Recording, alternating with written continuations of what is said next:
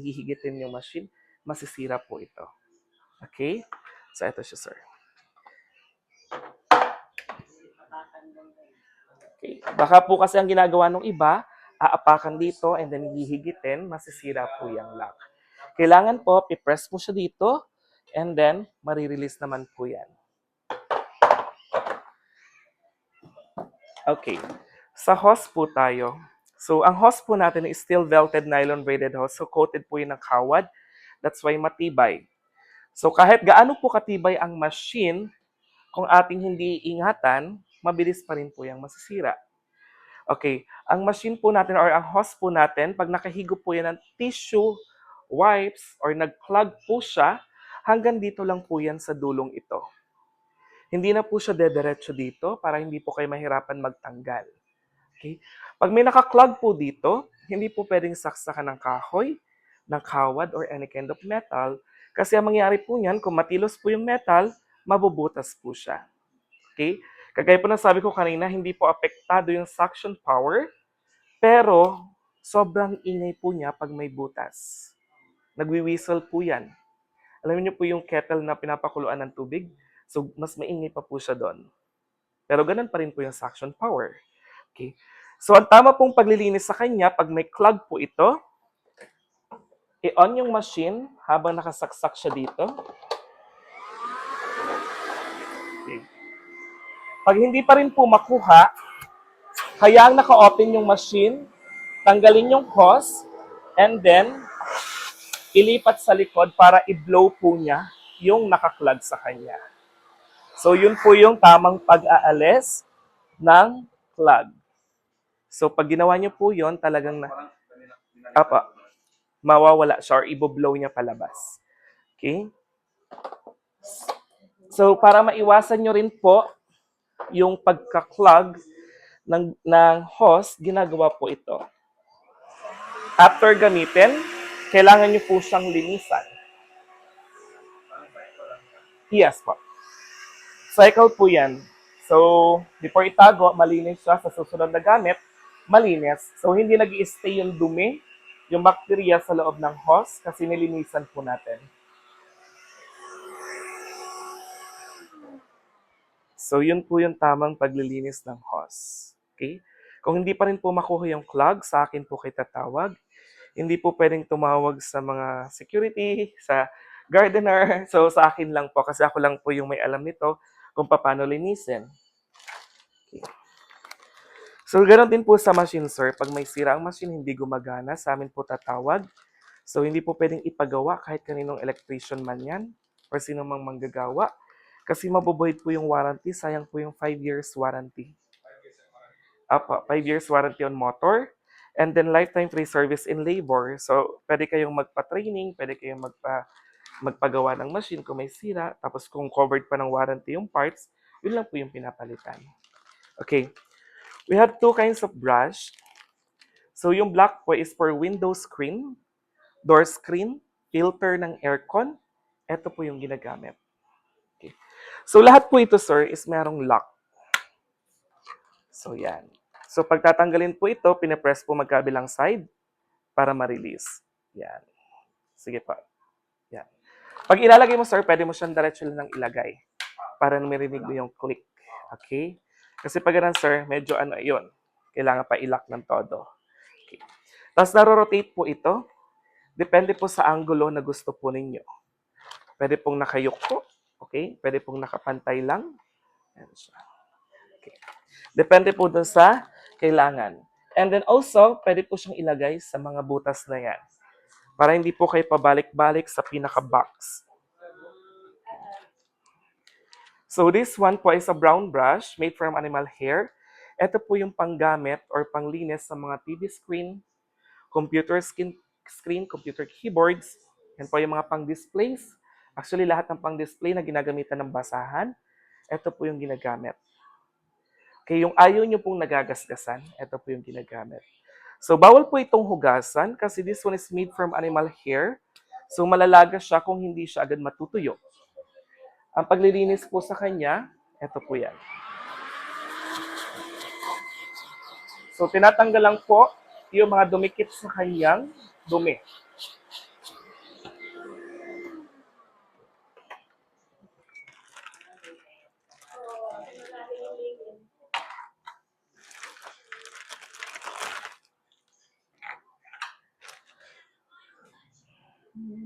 Nasaan na yun? Yan. So we have crevice tool for the nooks and corners. Ito po yung ginagamit. Or sa mga sulok-sulok, especially kung may sliding door. Yes po, sa sasakyan, pwede din po ito.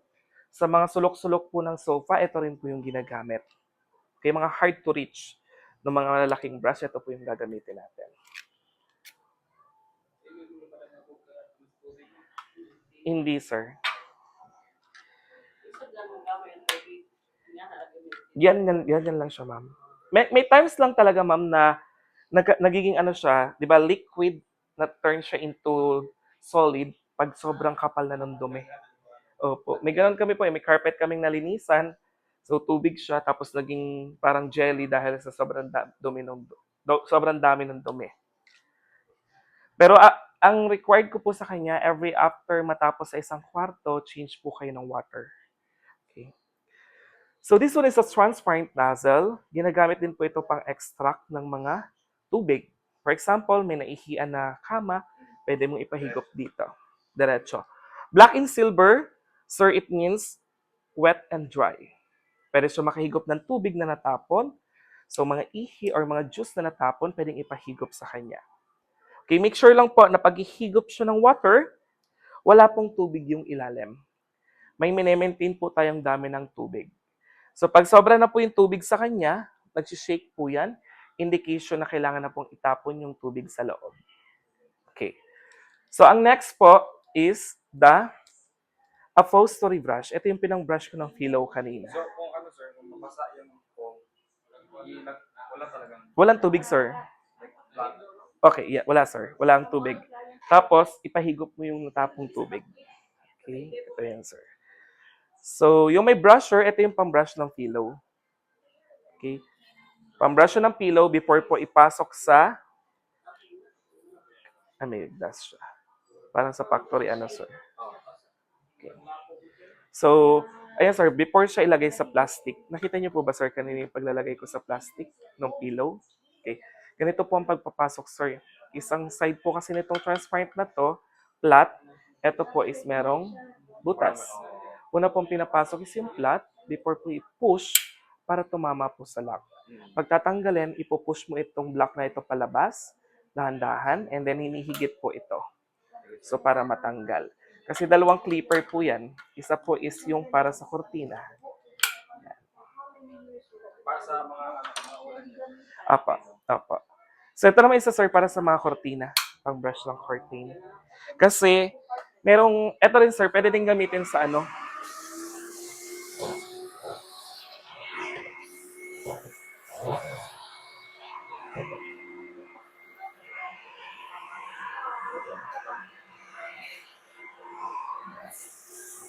para hindi po kayo laging laban ng kortina.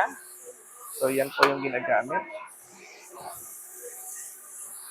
Yung black brush, sir, pwede dito sa mga window screen. Ayun, this one. Ito.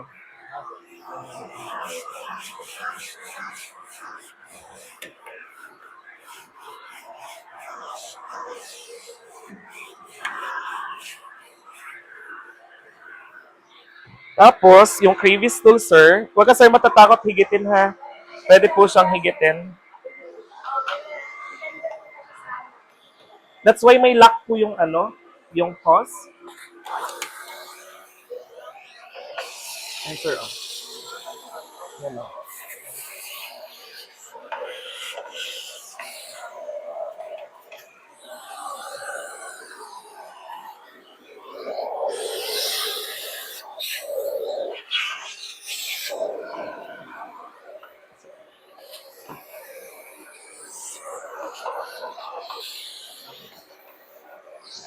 Try ko gaganito.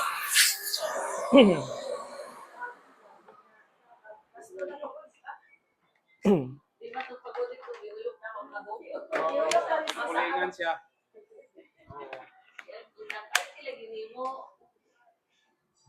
So, ang next, sir, is yung ating dual-purpose brush. Pag meron po siyang brush, para po yan sa floor, or to any kinds of floor, ito po yung ginagamit. Pag wala po yung brush, para po yan sa carpet. Pang-maintain po ng carpet natin. So, ito, sir, yung pinapress. para mawala yung brush at lumabas. Yan. Sige, sir.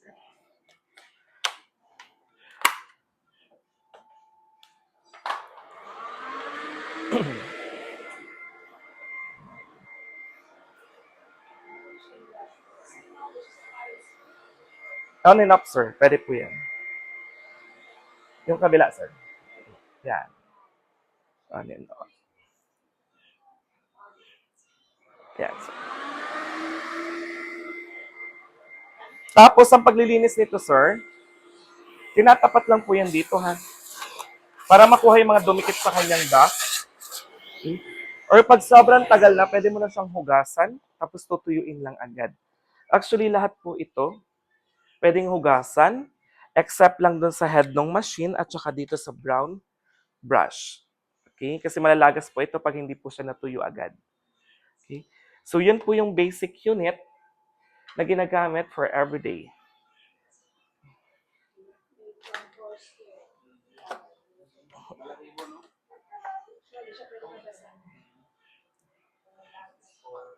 Okay lang to kay mga pag-build of nylon.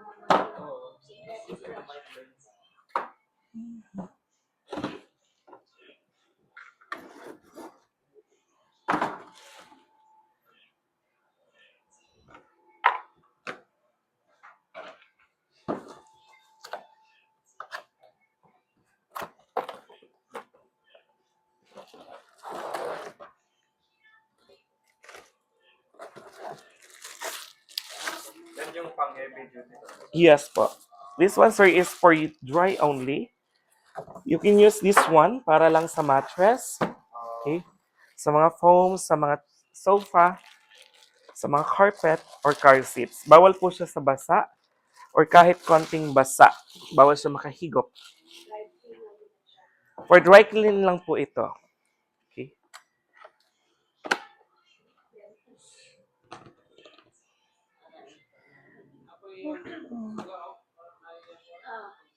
Para ano makita nila.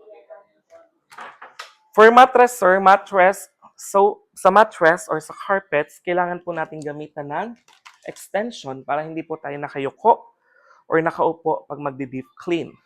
Pero pag mga sofa, pwedeng wala na po siyang extension. Tapos ang extension, sir, depende po sa inyo kung ilan po yung kailangan ninyo. Pwede pong isa lang. Okay. And then diretso na po sa hose or pwede pong dalawa.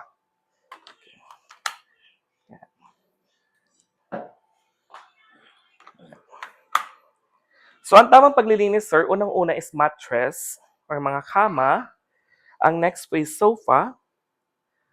And then, last po ang carpet. Kasi carpet po ang pinakamarumi.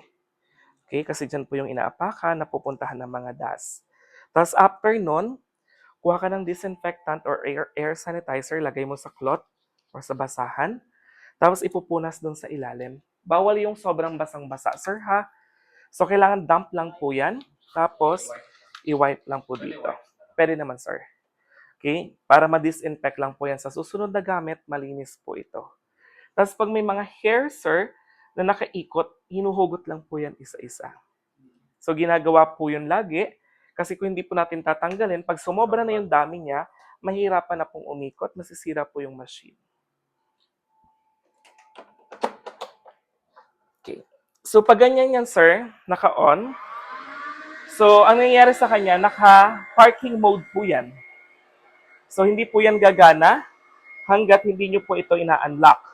Kailangan nyo po itong i-press para po ma-release siya. Bababa po ito.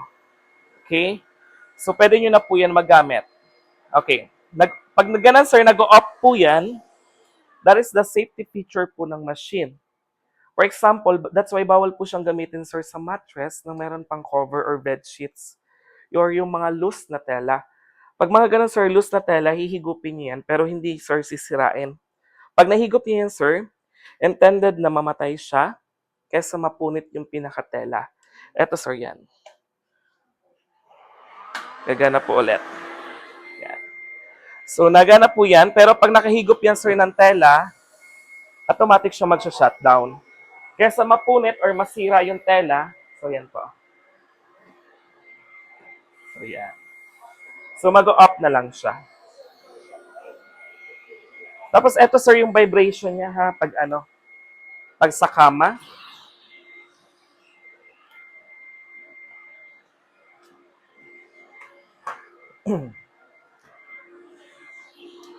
So, same po ito sir ng vibration dito. Pero bawal, hindi siya nakakalinis sir ng leather ha.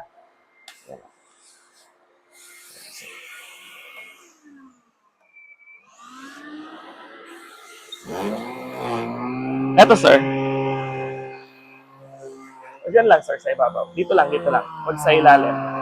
So, yan sir yung vibration niya. Yan po yung ginagawa niya sa mga kama.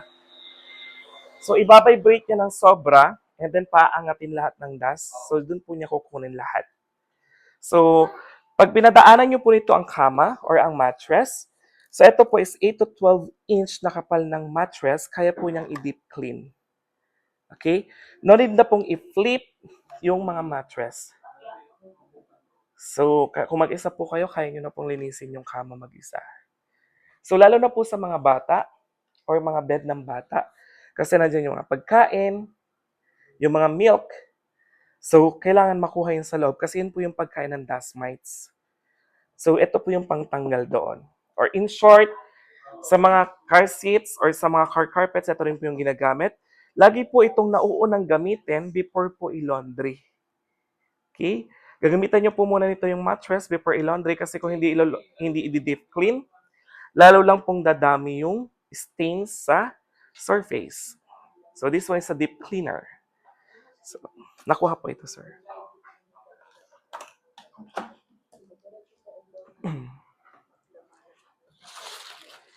Ibalik ko, sir, sa box para alam niyo po kung saan po kukunin sa susunod. So, doon lang po ulit natin ibabalik. So, red and silver for red and silver only. And then for dry only. So, hindi po pwede ang red and silver ihahalo sa black and silver. Okay?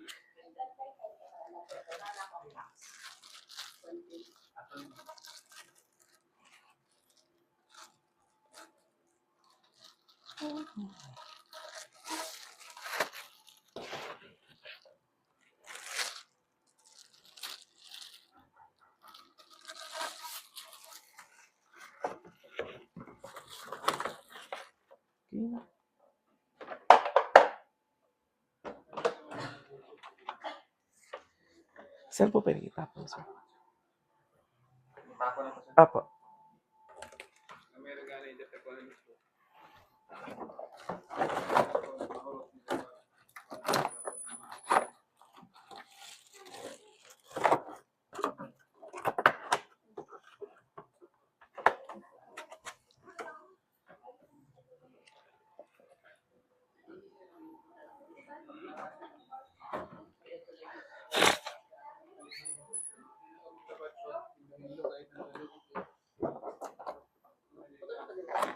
Hindi na po lalagyan ng tubig, sir, ha?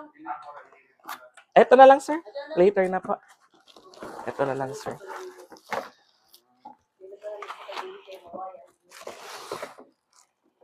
Oh, may cleaner pala siya. Apo.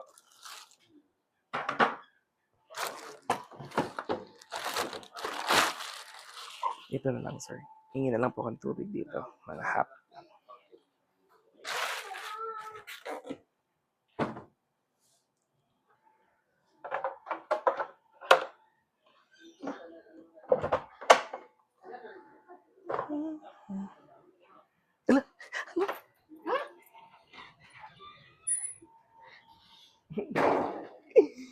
Pinatong ko yung sapatos ko doon sa sasakyan. Kala ko umalis. Kala ko dinala yung sapatos ko. Buti na lang dinalagay dun.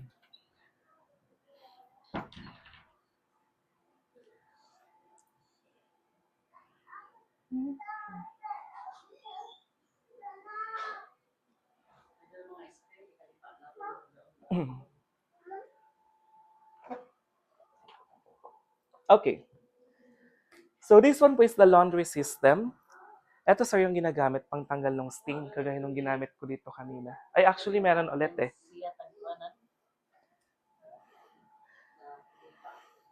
Yun hanggang ilalim kasi yan. Meron pa ba siya? Oo. Meron pa sir no? Oo. Sige, ulitin natin. Kasi hanggang ilalim po yan eh. Okay. Okay. So sa laundry system, sir, make sure po na wala pong water yung ilalim. Ang water po dito manggagaling. So si Hale extractor machine na rin po yan. Kung ano po yung tubig na nilabas po niya, hinihigop ulit papunta sa ilalim. Okay? So dito po nilalagay yung malinis na tubig at saka yung sabon. So ito pong color green, ito po yung ginagamit para sa floor. All kinds of floor, ito po yung ginagamit. Sa mga tiles para po matanggal yung mga stains or yung mga yellow stains. Ito pong color blue, ito po is para sa mga fabrics. Carpet, car seats, sa mga sofa, dining chair or mattress, ito po yung ginagamit. Okay. Pag naubos po itong color green, you can use Lysol floor cleaner. Pag naubos po itong color blue, you can use any kinds of liquid soap or liquid detergent. Ariel na liquid, Tide na liquid, Breeze na liquid, pwede nyo po siyang gamitin.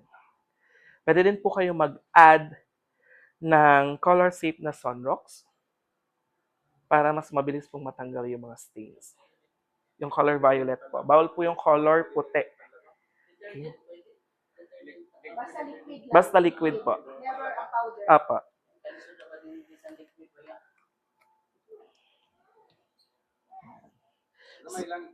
So wala sir, wala pong required na dami ng solution. For me po, mas marami, mas mabula, so mas mabilis matanggal ang stain. Okay? So eto po yan. Wala rin pong mini-maintain na dami ng tubig or required na dami ng tubig. Pwedeng half, pwedeng mas mababa, or pwede pong puno. Depende kung gaano po karami yung ating lilinisan. So kung mapapansin nyo po, itong kanyang pinaka-ipin, ito po yan, pinapatong po yan dito. So ito pong ventus or nimbus pala, hindi po nito required ng kuryente.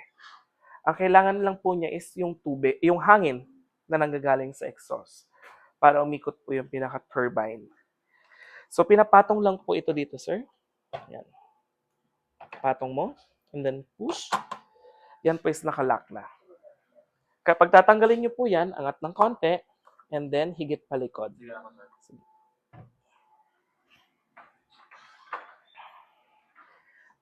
Okay po, nakalock na po yan. Angat po ng konti. Yan. Sige po. Higa lang sir, nakahiga po yung pagpapatong. Yan. So sa hose po natin, ganun ulit. Lagi pong sa intake, naka-align po yan. Lahat po ng hose natin, meron po yung lock ha. Kaya kailangan po pinipress both side before po ma-release. This one sir is yung ating water tube. Ito po yung kukuha ng tubig dito sa water tank para po ma-spray natin. Meron po itong tatlong brush na kasama. Okay. So this one, sir, is spare parts. So kung may magkaroon ng problem dito, kami pong gumagawa niyan. So this one, actually same function lang po yan. Pero yung malaki para po yan sa carpet. Also, pwede din po sa bed. Pero pag bed or carpets, kailangan po meron po yung extension. Okay.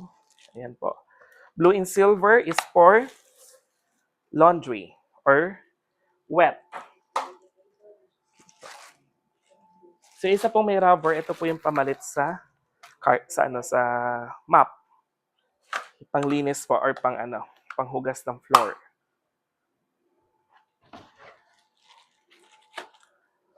So ang process nito, sir, okay. So pag i-spray ka, ipapress mo ito. So ang technique po dyan, habang nagbabrush po kayo, nakaspray po kayo ng water. Okay, pag flat po yan, ang tumatama is yung brush. Pag tinilt mo siya ng konti, binitawan mo yung tubig, extraction po yun. Hinihigop niya yung tubig sa loob.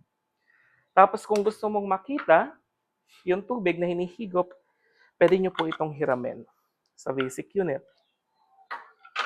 So ito po yan.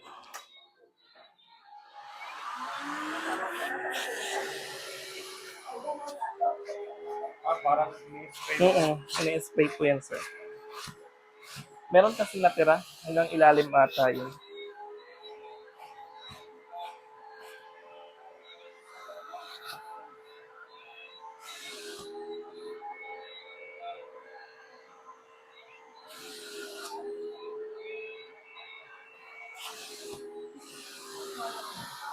Ikaw, sir. Paano mo? Spray po, yan. Pero kailangan nakalapat, sir. So, habang nag-ano ka, habang nagbabrush ka, nakaspray ka. Sige, sir, spray ka ng water. Yan.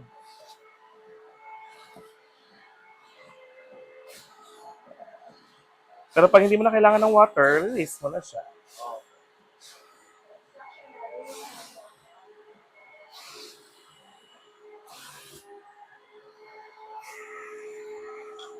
Ito yung sinasabi ko na pag ano, yung pag hindi mo pag gusto mong makita yung tubig na hinihigop, pwede mo siyang hiramin. Sige, sir, paon po.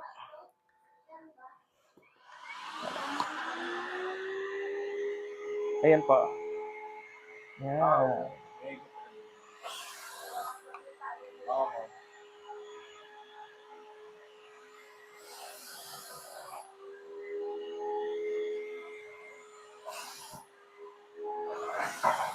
Okay. So, wala na yun, sir, ha? So, this one, sir, moist na lang yan. After an hour to you po yan.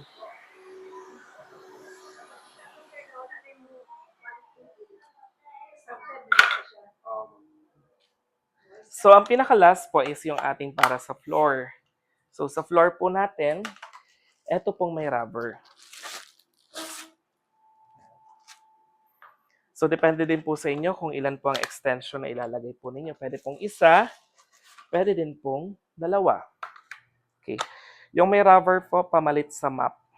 Okay, sa unang gamit, like ngayon, medyo matigas pa po ito kasi bago pa lang yung kanyang rubber.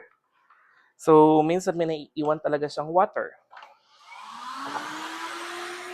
So, eto sir, pag maglilinis ka ng floor, spray mo lang siya, lalabas yung water, and then, higit, kagaya niya sir, may naiiwan. Yan, kailangan mo siyang i-bend ng konti. Okay? Kailangan, pag nilalapat mo ito sa floor, nakaganto siya para may higop yung tubig. Yan po.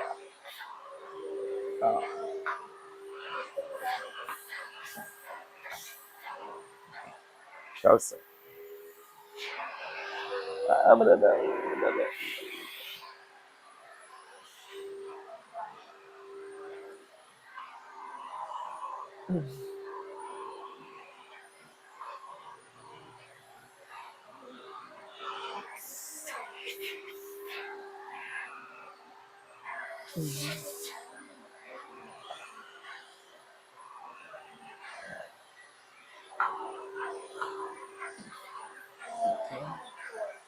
So, yan. And then, ang tamang paglilinis ito, sir, pwede pong humiram ng trapo. Apo.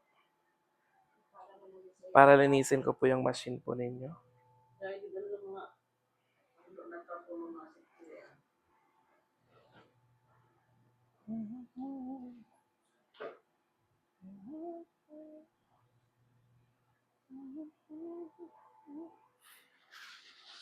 Tapuhan na sila kibali. Apo. So, pag sobra pong dumi, kung sobrang dumi naman po ng ano, ng nilinisan natin, so pwede po siyang hugasan. Okay? Hugasan. So, ganito po yan, sir, ha? Pa-open po ng machine.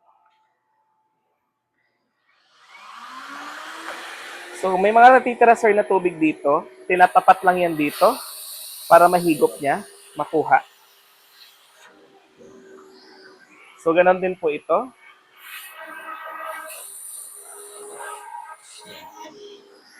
Tapos, sir, kasi yung tubig niya, simula dito, hanggang dito po yan sa dulong ito. So, kung itatago niyo po yan na may tubig dito, makukulob siya sa susunod na gamit, mababaho na siya. Amoy bulok na po yan. So, ang tamang paglilinis po ng tube before itago, ilagay mo siya dito, takpan ng kamay, i-on yung machine habang nakapress po kayo dito. Ito, sir, aga-on. So, ito yan, sir. Ipipress mo dito. Yan po, para ma-release po yan. Okay? So, inihigop niya po lahat ng tubig sa loob. Tapos ito, sir, pag ikakabit mo siya, para po itong puzzle, meron siyang parang ipin. So, kailangan i-align mo muna siya dito. Okay? And then po, twist, nakalock na po yan. Sige, sir. Okay, sige, sir.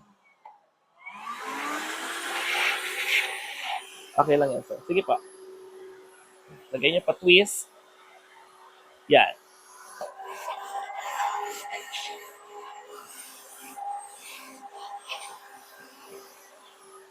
So, pagtatanggalin, ganun, sir, ha?